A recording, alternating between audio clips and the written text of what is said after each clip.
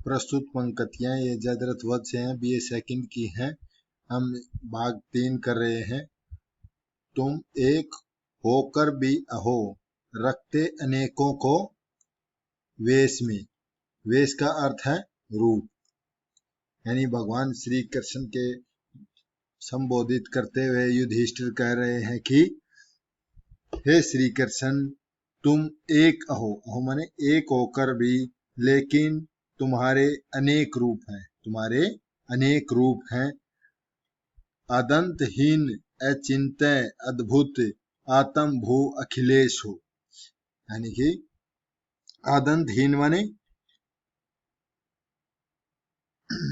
आरंभ से अंत तक, आरंभ से अंत तक आदंतहीन, आरंभ से अंत तक। अचिन्ह माने चिंता न करने योग्य हो, और अखिलेश माने जगत के स्वामी हो, जगत के स्वामी हो। तुम आरंभ से अंत तक चिंता रहित, विचित्र और आत्मभू यानी स्वयंभू हो, सृष्टि के निर्माता हो, इस सृष्टि के स्वामी हो। आत्मभू माने सृष्टि के स्वामी हो, और तुम ही इस सृष्टि के अखिलेश माने जगत के स्वामी हो, सृष्टि के रचयिता हो। कर्ता तुम्ही, भरता तुम्ही, हरता तुम्ही हो सृष्टि के, यानी कि कार्य करने वाला तुम्ही हो। तुम ही इस सृष्टि के कर्ता हो, रचयिता हो। तुम ही इस सृष्टि के पालनहार हो। हरता यानी सभी के कष्टों को हरने वाला, यानी कि तुम ही समय आने पर नष्ट करने वाले भी हो, यानी कि हरता माने इस संसार के दुख कष्ट, यानी संसार को नष्ट करने वाले भी तुम ही हो। चारों पदार्थ दया निधे, फल हैं तुम्हारी दृष्टि में। हे दया के भंडार, दया निधि माने दया के भंडार, यानी दया करने वाले श्री कृष्ण फल हैं तुम्हारी दृष्टि में। चार फल कौन कौन से होते हैं? धर्म, अर्थ, काम, मोक्ष।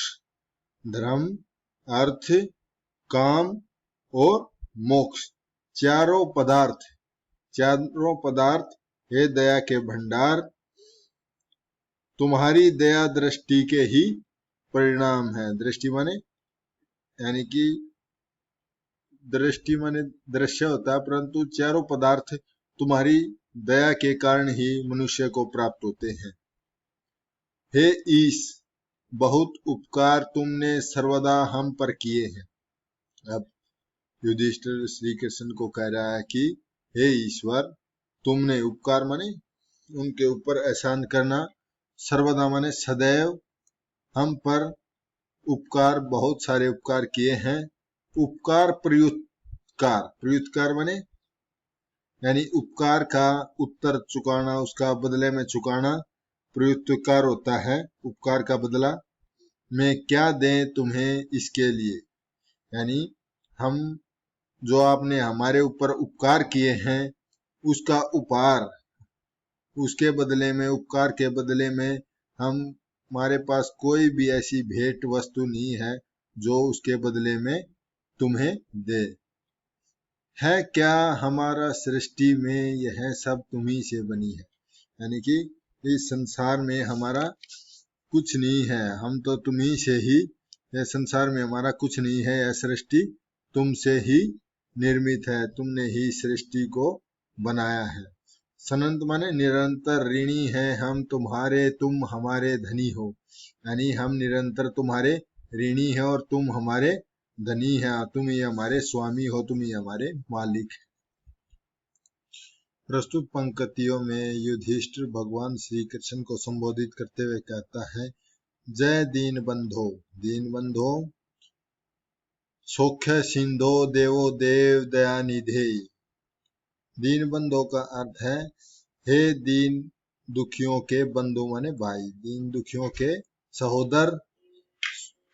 सौख्य, सौख्य मीन सिंधु सागर को सुखा देने वाला, सिंधु सागर को सुखा देने वाला। देवो देव माने देवताओं के देवता, दयानिधे यानी दया करने वाले।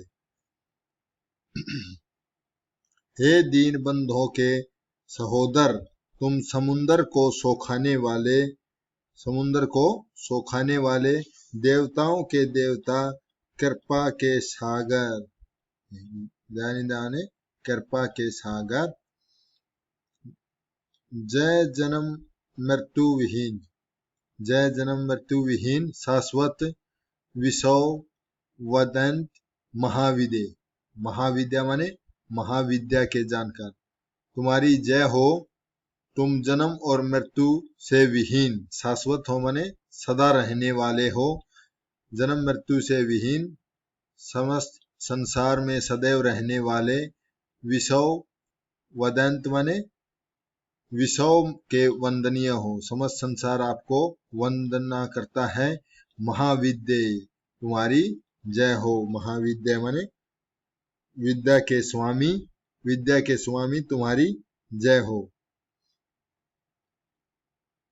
जय पूर्ण पुरुषोत्तम जनार्दन जगन्नाथ जगतपति, पूर्ण पुरुषोत्तम माने संसार के पूर्ण स्वामी, परमात्मा परम स्वरूप, जनार्दन जगन्नाथ जगत के स्वामी, और जगतपते जगत के पति, हे पुरुषोत्तम, हे परम पिता जनार्दन, हे जगत के स्वामी, संसार को मोक्ष प्रदान करने वाले श्री कृष्ण तुम्हारी जय हो, जगत के पति तुम्हारी जय, जय विभो अच्युत हरे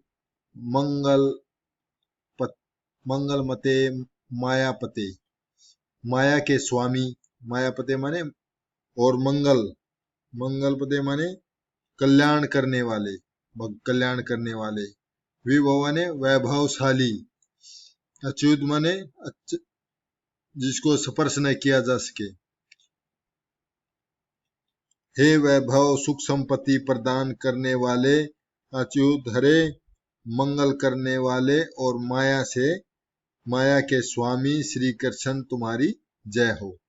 कहते हुए यूं नृप माने राजा युधिष्ठिर मगध मुग्ध होकर के रुक गए, ये शब्द भगवान का गुणगान करते हुए एकदम से मुग्ध माने मगन होकर के एकदम से रुक गए, तत्क्षण माने उसी समय अचेत समान फिर प्रभु के चरणों में, प्रभु के झुक गए, प्रभु के चरणों में, पदों माने चरणों में झुक गए, उसी क्षण अचेत माने चेतना खोते हुए भगवान श्री कृष्ण के चरणों में झुक गए, बढ़कर उन्हें हरि ने हृदय, हरि कौन है श्री कृष्ण ने अपने हृदय से हर्ष युक्त लगा लिया, भगवान श्री कृष्ण उससे प्रसन्न होकर, हर्ष युक्त माने प्रसन्नता पूर्वक अपने हृदय से लगा लिया, आनंद से सत प्रेम का मानो शुभ लिंगन किया हो, आलिंगन माने आनंद और प्रेम का मानो शुभ मिलन हो रहा हो। जो युधिष्ठिर ने भगवान श्री कृष्ण का आनंद पूर्वक गुणगान करने के बाद उनके प्रति प्रेम दिखाया, मानो यहाँ उत्प्रेक्षा अलंकार हो गया, शुभालिंगन माने आपस में मिलाप हो रहा हो, आनंद और प्रेम का मिलाप हो रहा था, आनंद और सच्चा प्रेम एक दूसरे से शुभालिंगन हो रहा था। प्रस्तुत पंक्तियों में युधिष्ठिर भगवान श्री कृष्ण का आपस में मिलन के बाद इन पंक्तियों में कवि कहता है कि वह भक्त का भगवान से मिलना नितांत पवित्र था। जो युधिष्ठिर भगवान का गुणगान करके श्री कृष्ण के साथ प्रेम भाव आलिंगन हुआ था, तो भक्त का भगवान से मिलना नितांत, युधिष्ठिर का भगवान श्री कृष्ण से मिलना पूर्ण रूप से, नितांत माने बिल्कुल, नितांत माने बिल्कुल पूर्ण रूप से पवित्र था। प्रत्यक्ष माने साक्षात ईश्वर जीवन का संगम माने मिलाप, संगम माने मेल अति विचित्र था, विचित्र माने अनूठा, अनूठा, अनूठा था। प्रत्यक्ष यानी साक्षात रूप से भगवान श्री कृष्ण, कृष्ण भगवान श्री कृष्ण, ईश्वर की जगह भगवान श्री कृष्ण, और जीवन कौन था? युधिष्ठिर का मिलन, मिलन अत्यंत ही अद्भुत और या विचित्र था या अनूठा था। मानो सुकृत आकर स्वयं ही, सुकृत का अर्थ यहाँ है यानी कि जो काम भगवान श्री कृष्ण खुद कर रहे थे, पुण्य कर्म यानी रचना करने वाले, सुंदर रचना वाले, सुकृत माने सुंदर रचना करने वाले।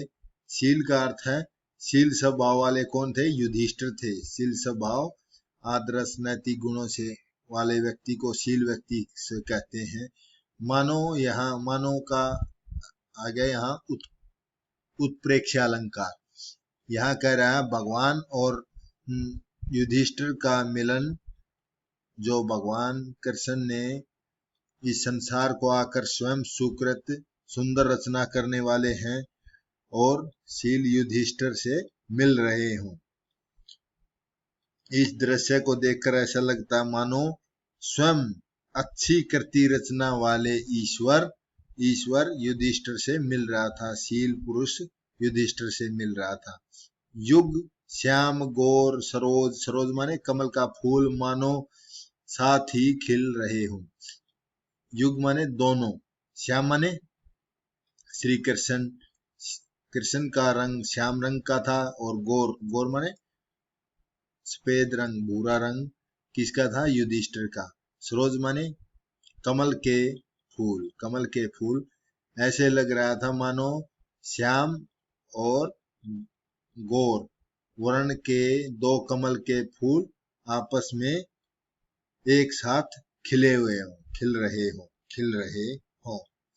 आगे कहता है, कहने लगे सब लोग तब आनंद से जयनाद हो।